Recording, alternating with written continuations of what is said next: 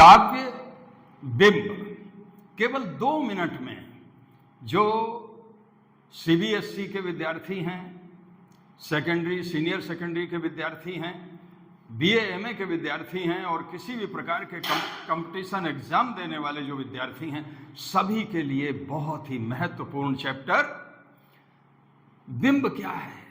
Doctor Nagendra ने कहा कि बिंब भाव गर्भित शब्द चित्र है।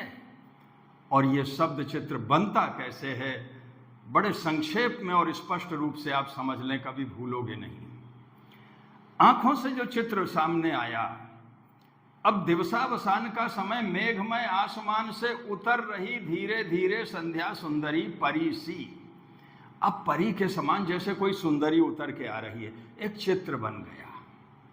ये चाक्षुष बिंब बन गया। चक्षु माने नेत्र, तो जो बिंब बना वो चाक्षुष।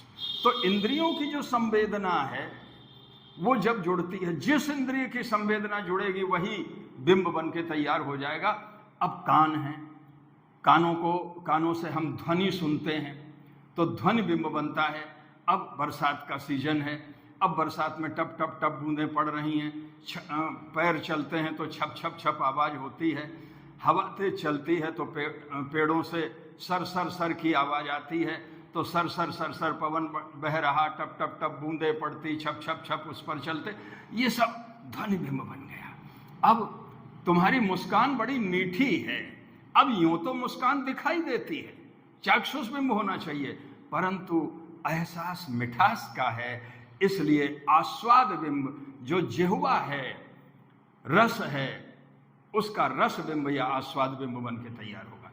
इसी तरह से जो कोमलता है, कठोरता है, किसी कविता की पंक्ति में अगर ऐसा शब्द आ जाए कि कोमल किसलय के अंचल में, तो कोमलता का एहसास त्वचा से छूकर होगा, इसलिए स्पर्श बिंब बनेगा।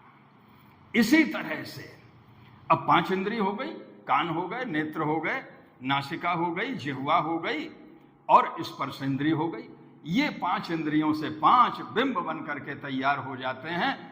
आप कोई भी कविता पढ़ रहे हो आपके पाठ्यक्रम की, उसमें जहां पर जिस इंद्रिय का सरोकार मिले वही बिंब आप लोग लिख दें, कभी गलती नहीं होगी। और जो कभी बिंब सृष्टि में जितना दक्ष होता है, भावों की अभिव्यक्ति उतनी ही स्पष्ट हो पाती है।